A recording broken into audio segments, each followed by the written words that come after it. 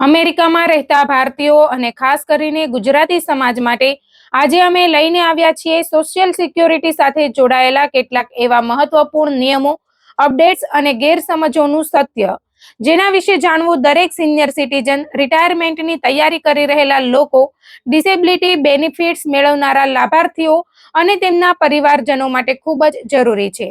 છેલ્લા કેટલાક સમયથી સોશિયલ મીડિયા પર એવી ઘણી પોસ્ટ વાયરલ થઈ રહી છે કે અમેરિકન સરકાર હવે દરેક સિનિયર સિટીઝનના બેંક એકાઉન્ટ પર નજર રાખી રહી છે.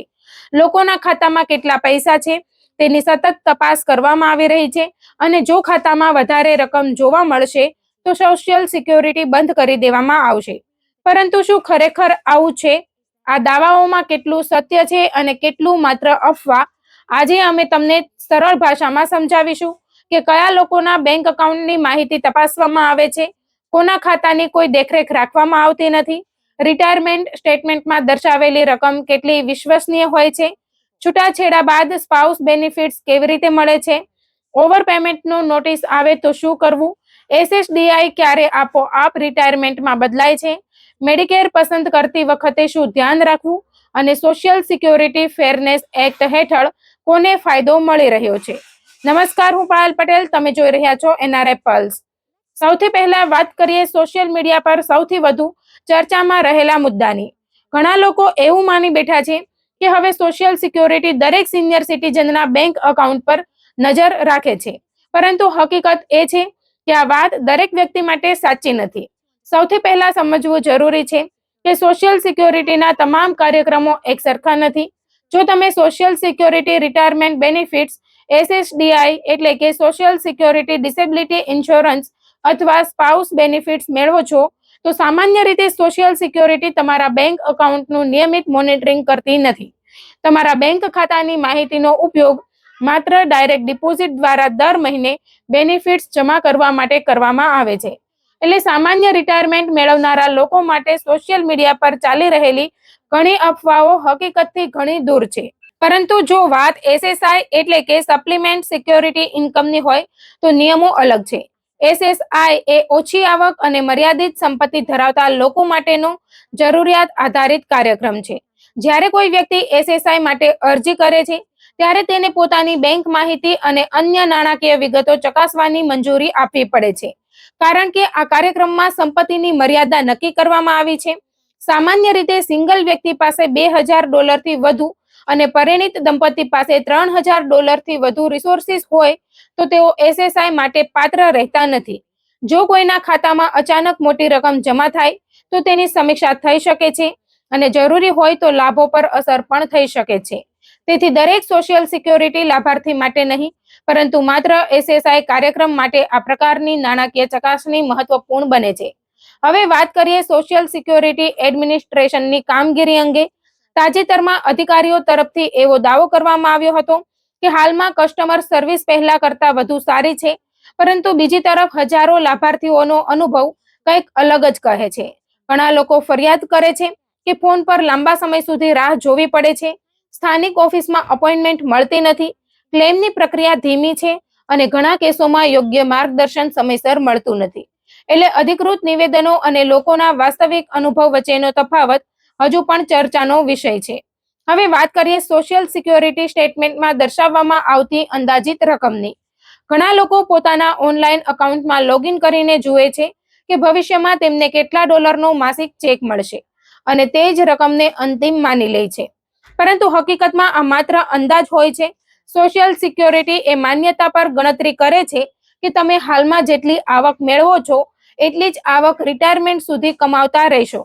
જો તમે વહેલા કામ છોડો, આવક ઘટી જાય અથવા કારકિર્દીમાં ફેરફાર થાય તો વાસ્તવિક બેનિફિટ્સમાં પણ ફેરફાર થઈ શકે છે. સાથે સાથે ઘણા લોકોને એ વાતની જાણ નથી કે રિટાયરમેન્ટ પછી પણ સોશિયલ સિક્યોરિટીનો ચેક વધી શકે છે. જો તમે નિવૃત્તિ પછી પણ કામ ચાલુ રાખો અને તમારી નવી આવક તમારા જીવનના સૌથી વધુ કમાણી કરેલા 35 વર્ષોમાં સ્થાન મેળવે તો સોશિયલ સિક્યોરિટી તમારી આવકની નવી ગણતરી કરે છે. આ પ્રક્રિયાને એઈઆરઓ એડજસ્ટમેન્ટ કહેવામાં આવે છે. આ સમીક્ષા સામાન્ય રીતે વર્ષના અંતમાં કરવામાં આવે છે અને જો લાભ વધે તો પાછલી બાકી રકમ પણ લાભાર્થીને ચૂકવવામાં આવે છે. હવે વાત કરીએ ડિવોર્સ બાદ મળતા સ્પાઉસ બેનિફિટ્સની.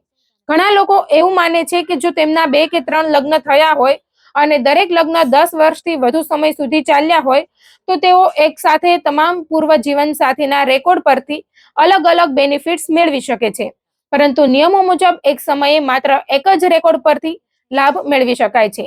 જો કે પરિસ્થિતિ બદલાય ત્યારે લાભ બદલવાની તક મળે છે. ઉદાહરણ તરીકે, જો હાલમાં મળતો સ્પાઉસ બેનિફિટ ઓછો હોય અને ભવિષ્યમાં કોઈ પૂર્વ જીવનસાથીનું અવસાન થાય તથા તેના આધારે મળતો સર્વાઈવર બેનિફિટ વધુ હોય તો લાભાર્થી તે વિકલ્પ પસંદ કરી શકે છે.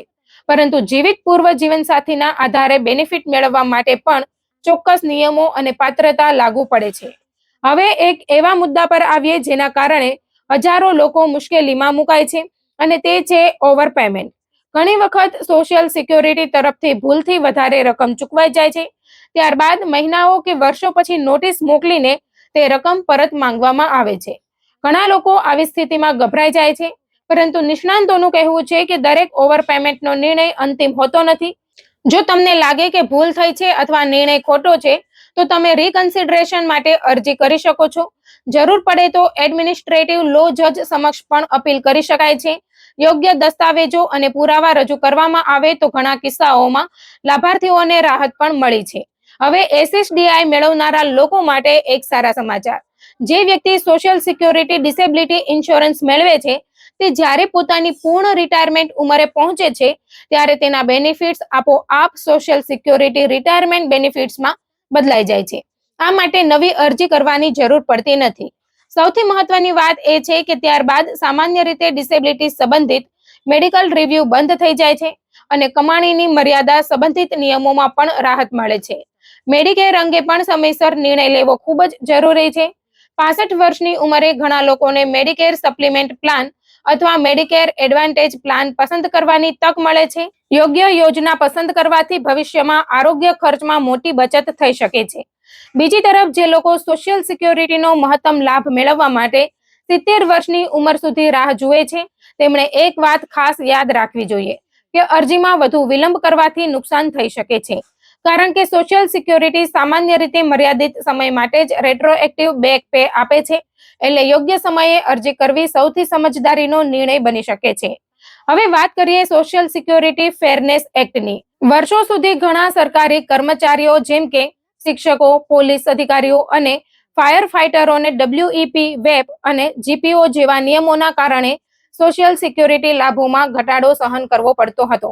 હવે નવા કાયદા હેઠળ આવા ઘણા કેસોમાં સુધારેલી ગણતરી કરવામાં આવી રહી છે અને પાત્ર લાભાર્થીઓને વધારાની ચૂકવણી પણ મળી રહી છે. ઘણા જટિલ કેસોનું નિરાકરણ આવી ચૂક્યું છે, જો કે હજુ પણ કેટલાક કેસોમાં કાર્યવાહી ચાલુ છે. ચાલો હવે કેટલાક એવા મુદ્દાઓની વાત કરીએ જે સામાન્ય રીતે લોકો ભૂલી જાય છે. જો કોઈ માતા પિતા પોતાના બાળકના SSI ચેકને રિપ્રેઝેન્ટેટિવ પેયી તરીકે પોતાના બેંક ખાતામાં જમા કરાવે છે તો તે નિયમો મુજબ શક્ય છે, પરંતુ બાળકની આવક અને અન્ય જરૂરી માહિતી સમયસર સોશિયલ સિક્યોરિટીને આપવી ખૂબ જ જરૂરી છે. જો આવું ન કરવામાં આવે તો ભવિષ્યમાં મોટું ઓવરપેમેન્ટ ઊભું થઈ શકે છે. જો કોઈ વ્યક્તિ SSDI પર હોય અને પોતાનું ઘર નફા સાથે વેચે તો સામાન્ય રીતે માત્ર ઘર વેચવાથી સોશિયલ સિક્યોરિટી બેનિફિટ્સમાં કોઈ કપાત થતી નથી. જ્યાં સુધી ઘર ખરીદવું અને વેચવું તેનો નિયમિત વ્યવસાય ન હોય. જો તમે અમેરિકન સેનામાં સેવા આપી હોય તો રિટાયરમેન્ટ માટે અરજી કરતી વખતે તેની માહિતી જરૂર આપવી જોઈએ. કેટલાક કિસ્સાઓમાં તેનાથી વધારાના સોશિયલ સિક્યોરિટી ક્રેડિટ અથવા થોડો વધારાનો લાભ મળી શકે છે. વિદેશમાં રહેતા લોકો માટે પણ એક મહત્વપૂર્ણ માહિતી છે. જો તમે અમેરિકાની બહાર રહો છો અને ત્યાંથી સોશિયલ સિક્યોરિટી માટે ઓનલાઈન અરજી કરવાનો પ્રયાસ કરો છો તો કેટલીક વખત સુરક્ષા કારણોસર વેબસાઇટ ઉપલબ્ધ ન હોય અથવા પ્રવેશ મર્યાદિત હોઈ શકે છે. આવી સ્થિતિમાં સ્થાનિક અમેરિકન એમ્બેસી અથવા કોન્સ્યુલેટનો સંપર્ક કરવો સૌથી યોગ્ય વિકલ્પ બની શકે છે.